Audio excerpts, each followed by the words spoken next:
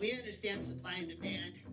We'll lock up that kid for what he's got in his hand, but we would rather put our head in the sand than acknowledge that this American land has an insatiable hunger for drugs and such.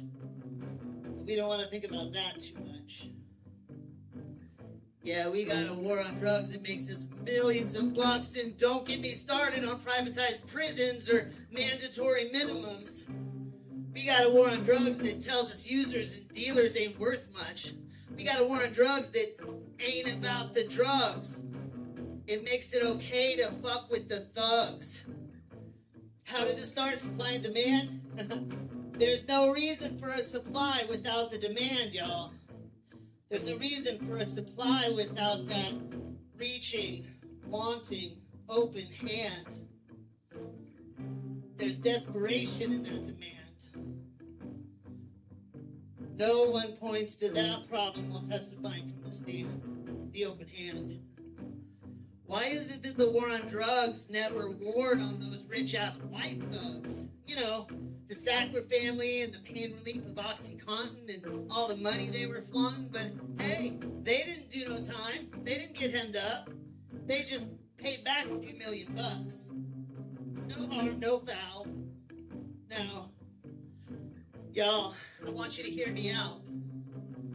You cannot war on drugs. You cannot war on an object, even though we've tried that flex. We've been trying with religion ever since the beginning. Kind of like how we still fight in the holy war, a jihad. But y'all, it's a fucking facade. It's not a people, but an ideology. Try to kill them, but there's more in line behind them. You see, you can war on a church and the steeple. You can't war on religion, but you can on its people. But you cannot war on an object. It seems to leave us quite perplexed, but it is a war on people. It is a war on poor people, a war on black people, on queer people, on sex workers. It's a war on all the others. Now, that then makes the oppression of entire communities okay. They tell us how worthy we are based on the contents of our pee in a cup. And you know what's fucked up? We begin to believe them. We've been taught to agree with them. We hate ourselves for not being more like them. We hate each other for not being more like them. And you know what happens when we do actually get 2 minutes clean? We get self-righteous as try to justify being mean. Everyone's an expert now on the right way to get clean. We've been taught to blame the one who struggles. It's easier to call you out on your non-compliance than it is to admit that the system has no science. The topic is still supply and demand, and we seem to forever avoid that painful, reaching, open hand. They want to call it a disease, but refuse to treat it as such. The only thing they'll do is try to punish as much. You know, that's funny shit, but you know they can't bleed it out, bring it out, breed it out, tease it out, plead it out. Stop for a second, you two will see that it was greed that brought it out. Trying to profit off that open hand. Profit because of the demand. Now, I gotta ask, is it because of prohibition that makes you not listen?